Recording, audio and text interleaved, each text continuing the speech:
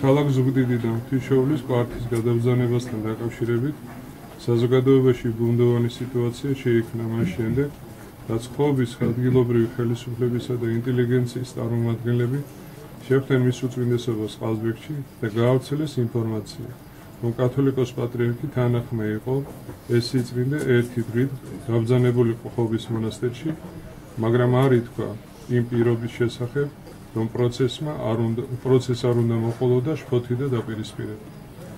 მათი ნათქვამის მიხედვით იქნებოდა შთაბეჭდილება იმისა, რომ ეს თემა ყველა დონეზე იყო შეთანხმებული და პრობლემა არ შეიქმნებოდა.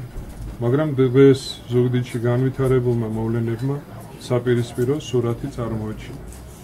ბუნებრივია მისი უწმინდესობაც და ზოგადად ეკლესიაც ასეთ ვითარებაში მხარს ვერ დაუჭერს ღვთისმშობლის კვართის გადაბრძანებას, რაც საქართველოს საპატრიარქოს 14 სექტემბრის განცხადებაშიც გარკვევით იქნა დაფიქსირებული.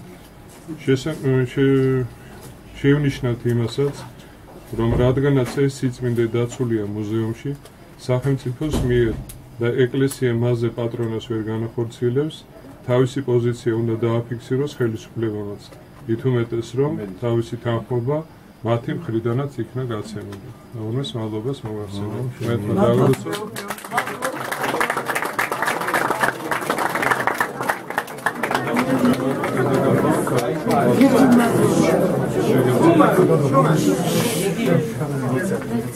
გავრცელებული არის ეს